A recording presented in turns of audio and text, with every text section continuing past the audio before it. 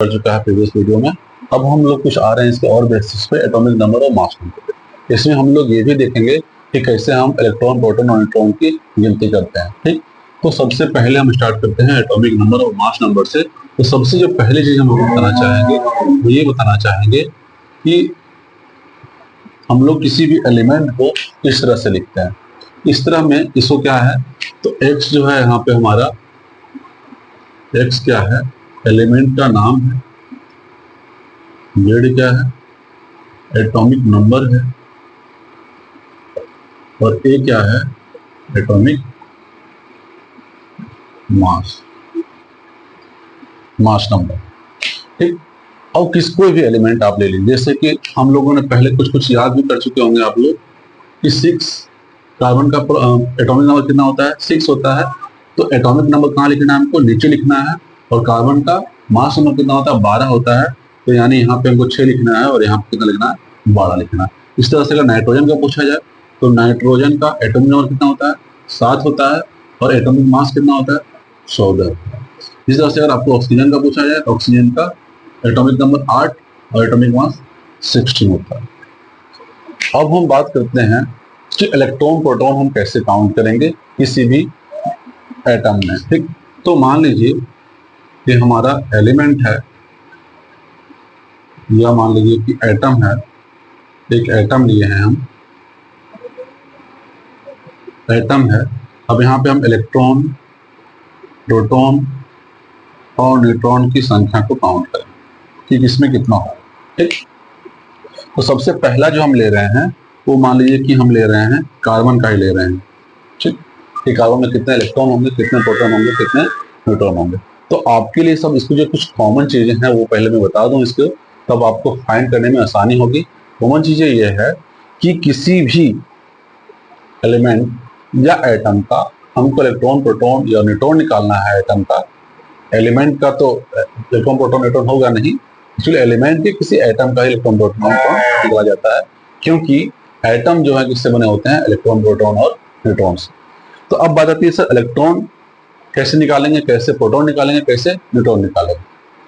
तो देखिए, किसी भी एटम का जो एटॉमिक नंबर होगा वही क्या होगा, उसका नंबर ऑफ इलेक्ट्रॉन होगा।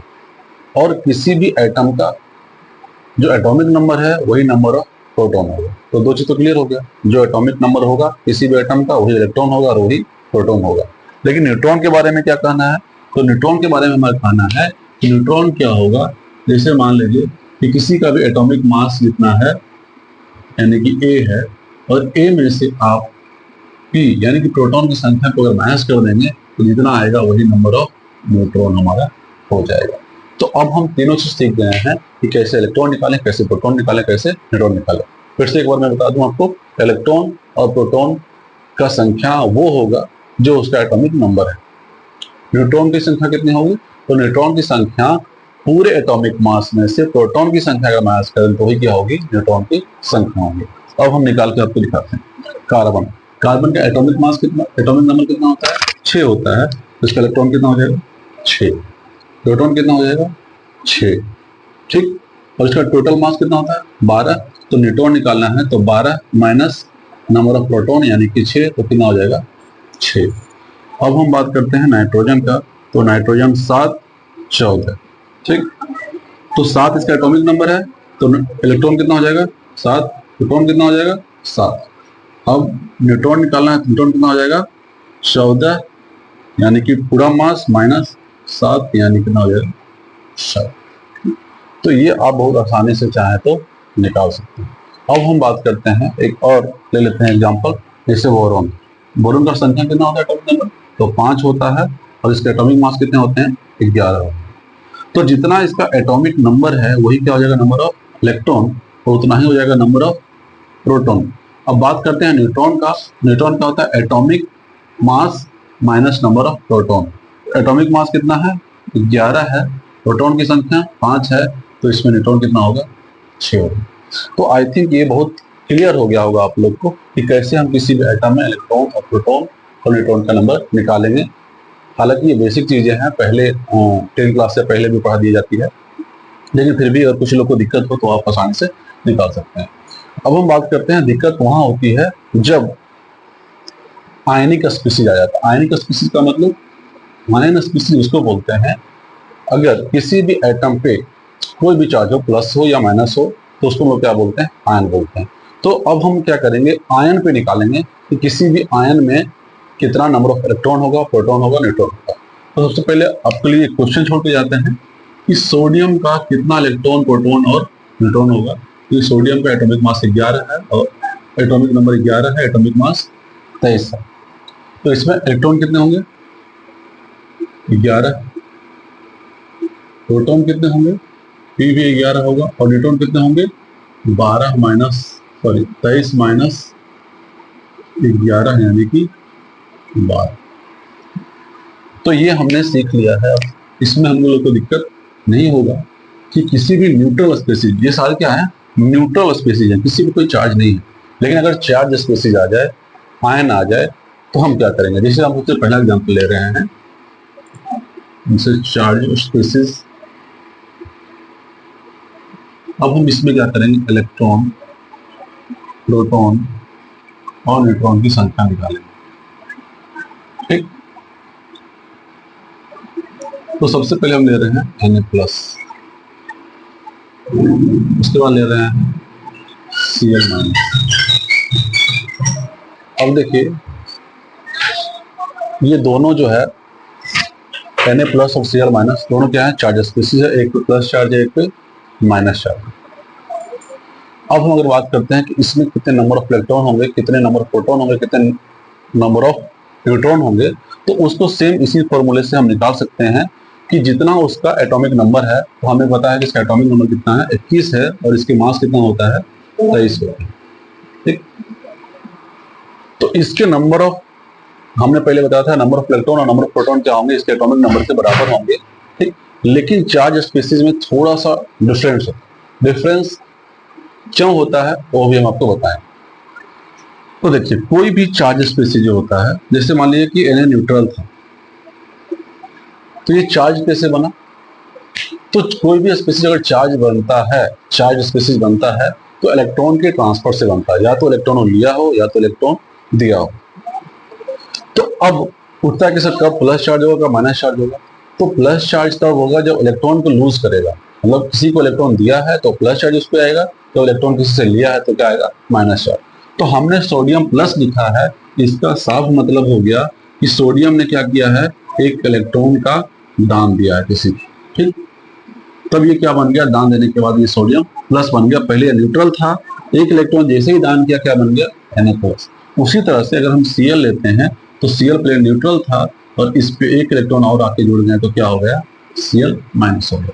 तो आपको ध्यान रखने वाली बात यह है कि कोई भी स्पीसीज, कोई भी एटम चार्ज कब होता है, जब उस पर इलेक्ट्रॉन का ट्रांसफर होता है, या तो इलेक्ट्रॉन दिया हो या तो इलेक्ट्रॉन लिया हो। अब हम बात करते हैं कि अब इसमें कितना इलेक्ट्रॉन, प्रोटॉन और न्यूट्रॉन होगा। तो अब देखिए ये Na से जब Na+ बना तो चेंज क्या हुआ, सिर्फ इलेक्ट्रॉन का चेंज हुआ, एक इलेक्ट्रॉन दिया और ये बन गया। तो इलेक्ट्रॉन की संख्या में परिवर्तन तो आएगा, पहले जो था उससे परिवर्तन आएगा, लेकिन प्रोटॉन में तो कोई चेंज हुआ नहीं। तो प्रोटॉन जिससे पहले निकालते थे वैसे ही निकालेंगे, न्यूट्रॉन जिससे पहले निकालते थे वैसे ही निकालेंगे। तो अब यहाँ पे देखिए कि पहले इसमें एटॉमिक नंबर 11 था, इलेक्ट्रॉन कितना होंगे, 11 होंगे, लेकिन यहाँ पे एक इलेक्ट्रॉन ये दे दिया है, तब क्या बन गया है, ये Na+ बन गया है। ठीक, तो यानी कि अब पहले 11 था, तो 11 में से एक माइनस करने में कितना हो जाएगा, 10 इलेक्ट्रॉन। प्रोटॉन में कोई परिवर्तन नहीं था, तो इसके एटॉमिक नंबर के बराबर हो जाएगा 11। न्यूट्रॉन में कोई परिवर्तन नहीं था, तो इसका एटॉमिक मास 23, और 23 माइनस 11 तो कितना हो जाएगा, 12। अब क्वेश्चन होगा, हो सकता है किसी किसी के दिमाग में कि इलेक्ट्रॉन निकालने से क्या उसके मास पे कोई फर्क नहीं पड़ा। तो इलेक्ट्रॉन का जो मास होता है इतना कम होता है प्रोटॉन न्यूट्रॉन के मुकाबले कि उसको हम लोग काउंट भी नहीं करते हैं, काउंट करने की जरूरत भी नहीं पड़ती है। एक इलेक्ट्रॉन निकल भी जाता है तो उसके मास पे कोई फर्क नहीं पड़ता है। तो पहले भी इसका मास 23 था और अभी भी कितना है, 23 है। 23 में से इसके हम एटॉमिक नंबर को माइनस कर दिए तो वो क्या मिल गया, नंबर ऑफ न्यूट्रॉन मिल गया। तो सेम यही काम हमको क्लोरीन के लिए भी करना है। क्लोरीन में अगर हम इसका एटॉमिक नंबर देखें तो कितना होता है, 17 होता है। ठीक, तो अगर इसमें पूछा जाए कि नंबर ऑफ इलेक्ट्रॉन कितने होंगे, नंबर ऑफ प्रोटॉन कितने होंगे, नंबर ऑफ न्यूट्रॉन कितना होगा। तो अगर मान लीजिए, हालांकि इसका 35.5 होता है, अगर हम इसका 35 मान लें एटॉमिक मास, तो उसके हिसाब से अगर हम निकाले तो कितना होगा। तो देखिए पहले 17 था, अब माइनस आया है, तो माइनस आने का मतलब है कि इन्होंने एक इलेक्ट्रॉन को लिया है, तो 17 प्लस 1 यानी कितना हो जाएगा 18 इलेक्ट्रॉन। और प्रोटॉन पे कोई फर्क तो पड़ा नहीं, तो प्रोटॉन वही का वही हो जाएगा। और न्यूट्रॉन में क्या है, हम अगर इसको 35 मान के चलते हैं एटॉमिक मास, तो क्या हो जाएगा 35 माइनस 17 यानी कि 18 न्यूट्रॉन हो जाएगा। ठीक, तो आई थिंक आपको अब क्लियर हो गया होगा कि कैसे किसी भी चार्ज आइटम का हम इलेक्ट्रॉन, प्रोटॉन और न्यूट्रॉन को निकालेंगे। अब ये बहुत आसान रहा है, तो एक दो एग्जांपल अभी हम आपको देते हैं, आप उसको निकाल कर दिखाइए कितना हो सकता है। ठीक, आप इसको ट्राई करेंगे। जैसे कैल्शियम +2, कैल्शियम +2 में कितने नंबर ऑफ इलेक्ट्रॉन होंगे, कितने प्रोटॉन होंगे, न्यूट्रॉन होंगे, आप इसको निकालें। मैं आपको बता दूं कि कैल्शियम जो न्यूट्रल होता है, कैल्शियम जब बिना कोई चार्ज का होता है, तो उसका 20 होते हैं एटॉमिक नंबर, 40 होता है एटॉमिक मास। इलेक्ट्रॉन की संख्या कितनी हो जाएगी 20, प्रोटॉन की संख्या 20, न्यूट्रॉन की संख्या भी 20 हो जाएगी। ठीक, तो इसी के आधार पर अगर आप कैल्शियम +2 का एग्जाम निकालना हो कि कितने इलेक्ट्रॉन, प्रोटॉन और न्यूट्रॉन होंगे, तो कैसे हम निकाल सकते हैं, अभी हमने आपको बताया, तो आप उसके आधार पर निकाल के देखें। ठीक, चलिए आप उसको ट्राई कर लीजिएगा। फिर से वीडियो को पॉज करके हम आपको अभी बता देते हैं। देखिए अब फिर से वही बात, इसमें 2 प्लस आया है, तो कैल्शियम से कैल्शियम +2 बनने में ये इलेक्ट्रॉन को दिया होगा। अब हमें पता है कि एक इलेक्ट्रॉन से एक ही चार्ज आएगा, तो यहाँ पे कितना गया होगा 2 इलेक्ट्रॉन दिया होगा, और 2 इलेक्ट्रॉन के जाने से क्या आया हमारा +2 चार्ज आएगा। ठीक, तो यानी कि पहले इसमें जितना इलेक्ट्रॉन था उसमें से हम 2 घटा देंगे, तो पहले कितना इलेक्ट्रॉन था 20 था, अब हम इसमें -2 कर देंगे, तो हमारे पास कितना बचेगा 18 इलेक्ट्रॉन। ठीक, और हमने पहले भी बता दिया कि प्रोटॉन और न्यूट्रॉन पे इलेक्ट्रॉन के जाने से कोई फर्क नहीं पड़ता है, उसके मास पे कोई फर्क नहीं पड़ता है। तो नंबर ऑफ प्रोटॉन जो होगा वो कितना हो जाएगा, जितना पहले था यानी कि 20, तो क्या हो जाएगा 20। नंबर ऑफ न्यूट्रॉन कितना हो जाएंगे, तो 40, इसका जो मास था 40 माइनस 20, तो कितने हो जाएंगे 20 हो जाएंगे। इसको जब आप प्रैक्टिस करेंगे तो आप एटम को देखते के साथ सब कुछ बता सकते हैं, और थोड़ा सा प्रैक्टिस की जरूरत है। जैसे अगर हम ये देख लिए इसका एटॉमिक नंबर 20 है, इलेक्ट्रॉन 20 होगा, प्रोटॉन 20 होगा, और मास 40 है तो न्यूट्रॉन भी 20 होगा।